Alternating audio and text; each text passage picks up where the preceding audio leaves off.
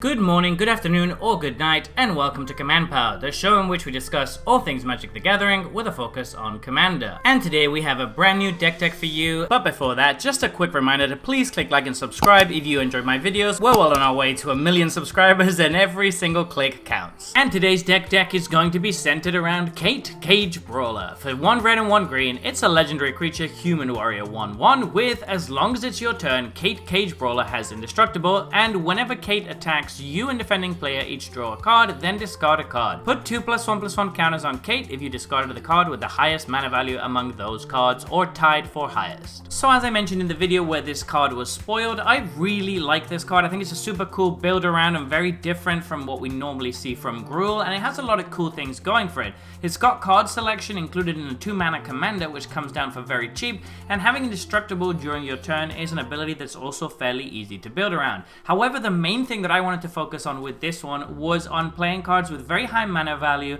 that then get discounts, so you can actually play them for cheap if you want to, but you can also pitch them to Cait to guarantee you're going to get 2 counters on her. Because we're running so many high mana value cards, we also have a lot of effects that deal damage equal to the mana value of our cards to any target. This means that we have an excellent way to close off game with direct damage when we get people low enough, and means we can win out of nowhere if we get a little bit lucky with the cards that we pitch or flip. So without further ado, let's jump into this deck tag. So we're starting off with Ancient Stone Idol. This has a very expensive mana cost that gets significantly reduced, so it's a very good fit in the deck. Anger's going to work very nicely since it's a nice one to pitch that's going to give all our big creatures haste. Ardent Elementalist works very well with what the deck is doing because we have a lot of expensive instants and sorceries that we're going to want to be recurring. Combustible Gearhulk again works very well with what the deck is trying to do. The mana value in our deck is very high, so no matter what option they choose here, they're either going to be taking a bunch of damage or we're going to draw 3 cards. Conduit of Ruin works really well because it's going to give a discount to our creatures, which is nice, and then we also get to search for one of our big fatties and put it on top of our library so we can then loot it with Cait or just cast it later on. Decimator of the Provinces is one of those cards we're going to look to find with Conduit of Ruin. This is a great way to finish the game. It can come down for super cheap and give all of our stuff trample and a buff. Enterprising Scallywag works very well with Cait since we're very often going to be discarding a permanent card. Belden of the Third Path works incredibly well. We have a lot of very expensive and powerful creatures that we're going to be binning into the graveyard, so being able to make repeatable tokens of them is really good. Galter Primal Hunger is a great one to pitch at 12 mana, but it can also come down for very cheap, particularly since Cait grows herself. Gilanra, Caller of Wirewood works very well with all of the expensive cards we have in the deck. It should be drawing us quite a few cards. Gorklaw, Terror of Kalsisma gives us a nice discount to our expensive creatures, and it also provides Cait with Trample, which is really good. Gwena, Eyes of Gaia is really strong in the deck. We're going to have a lot of expensive creature spells, so she's going to get to put extra counters on herself, which synergizes with our deck, and untapping her, using her over and over, can allow for some really explosive turns. Herald of Ilhag is a new one from Ravnica Clue Edition, which I think is very strong in general, but particularly so in this deck. We have a lot of creatures, which means it's going to grow fairly easily, and a lot of them have mana value 5 or greater, which means that this is going to be dealing a ton of damage to each opponent. Hierophant Biotitan is a really powerful one. We have a lot of ways to put counters on stuff, so we can then remove those counters and get this for very cheap. Also at 12 mana, it has a very high mana value, which synergizes well with all of our stuff that cares about that. Hooting Mandrills can come down for very cheap despite costing 6 mana by exiling stuff from our graveyard. Incinerator of the Guilty is an excellent one-sided board wipe for one opponent as long as it manages to connect, which isn't that difficult. Inti, Seneschal of the Sun works so well with this deck. We're going to be discarding a lot of cards, so that means that we can get some card advantage with Inti, and of course giving our commander Trample is going to be very good in the deck. Lumbering Megasloth fits perfectly here. Our commander will put counters on herself, and we have a lot of other counters, so this should come down for very cheap, and it's also a great one to pitch. Metalwork Colossus can come down for very cheap. We're running quite a few artifacts, and a lot of our creatures are artifacts too. We can even recur it from the graveyard in a pinch, so it's a good one to discard to our commander. Molten Monstrosity should come down for 1 mana most of the time, which is incredibly good. Obsidian Charmer can come down for very cheap and destroy a problem land. Oliphant is a very versatile card that honestly should see more play. It fits very nicely in this deck by being able to pitch itself to find a mountain. Primeval Protector usually comes down for very cheap and buffs our entire board with counters. This is great. Reckless Worm is a good one to discard to our commander because we can then play it for only 3 mana. Revolutionist is another great one to discard to our commander because we can then play it for very cheap and recur an important spell. Runati Behemoth Caller works very nicely. We have a lot of expensive creatures and creatures that get counters in the deck, so this giving all of them haste is really strong. Sin Prodder is excellent in this deck because we have such a high average mana value that it's going to be very painful for our opponents to deny us the draws, and even if they do, we have a lot of recurring recursion and ways to get those cards back. Solemn Simulacrum just fits very nicely with what the deck is trying to do, and we do have a minor artifact sub-theme. Thrasted Tempest Roar is one that we're not necessarily going to be able to cast that often, although we should be able to sometimes, but just the fact that it has a high mana value of 12 means it makes the cut. Worldbreaker is really strong removal that we can recur late game, and we can also search it up with Conduit of Ruin. Wolfgar of Icewind Dale is there mostly to double our commander's attack trigger, but we do have a couple of other attack triggers in the deck. Moving on to sorceries, we have Analyze the Pollen, which is a great card in the deck, seeing as we're going to have a lot of evidence to collect. Blasphemous Act is obviously perfect. Our commander has Indestructible during our turn, and this comes down for very cheap. Disaster Radius works well with all of the expensive creatures we have in our deck. It can be a really strong one-sided board wipe. Explosive Revelation is a bit of a random one, but it can deal a lot of damage to someone if we hit well. There is always a little bit of a risk with these cards, but still sometimes it's just going to win you the game. Healing Technique is incredible in this deck. It can just randomly return 2 cards to your hand, which is fine, but if you need the life gain, you can gain something like 24 life with this by returning 2 12-cost cards. Kaboom is a strong card in the deck. It's basically going to do the same thing as Explosive Revelation, but once for each opponent, which is really good. Kindle the Carnage is a very random card that I kind of like. On average, we have a very high mana value, so this should be a very good board wipe, but we can just keep discarding until the board is wiped. And since our commander is indestructible, it's going to allow a free attack afterwards. Rishkar's Expertise is going to draw us a lot of cards, seeing as our commander has very high power. Soulfire Eruption is an amazing finisher in this deck. It's very random and you are going to whiff on some of the targets, but on average, you're probably going to wipe most of your opponent's board and deal a bunch of damage to them, and then you get to cast all of those cards for this turn and your next turn. Tower Above has a mana value of 6, but actually only costs 3 to cast, and giving our commander +4/+4 and trample and forcing one of our opponent's creatures to block is no joke. Turntimber Symbiosis has a very high likelihood of hitting something huge in this deck. Vengeful Rebirth is a great way to finish off the game if somebody's fairly low. We can just return a 12-cost card from our graveyard and deal 12 to somebody's face. Volcanic Salvo costs 12, but not really. Most of the time it's going to be 2 mana to destroy 2 creatures, which is really good. And Volcanic Vision is another excellent one-sided board wipe that also recurs you an instant or sorcery from your graveyard. For instance, Calibrated Blast is another great way to deal some damage to our opponent's face, and we get to do it twice thanks to Flashback. Flame Javelin is similar to Tower Above. It has a mana value of 6, but actually only costs 3. Song of Inspiration is a slightly worse healing technique because it can only hit permanents, but still it's going to gain you a ton of life and return 2 cards to your hand. And Summoning Trap can be amazing if somebody plays a counter spell, but even hard casting it for 6 is also fine. For artifacts, we have Brass's Tunnel Grinder, which works very well with what the deck is trying to do. It should be very easy to flip this. Doors of Durian works very well with the Wolfgar of Icewind Gale, but even without him, it can put some really big creatures into play attacking.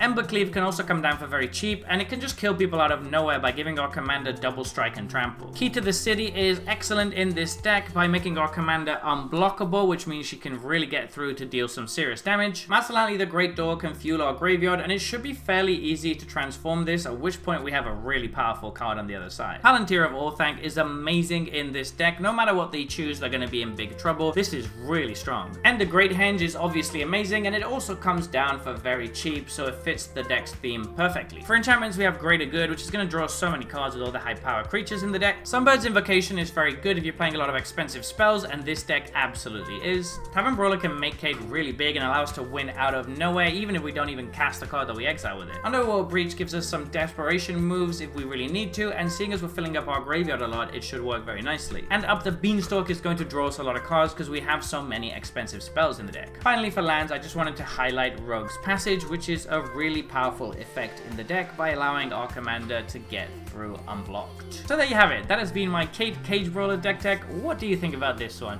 I think she's one of the funnest commanders I've seen in a while. The deck is trying to do a bunch of different things. All of them are quite fun, so I do look forward to playing with this one. There are a couple of other ways you could build it. If you wanted to, you could go much heavier on protecting Cait and making her into a Voltron commander, seeing as she has Indestructible. But I thought this way was pretty unique and kind of fun, so do let me know what you think in the comment section below. I read all comments and respond to all of them too. And if you enjoyed this video, don't forget to click like or subscribe. It really helps the channel. And until next time, take care.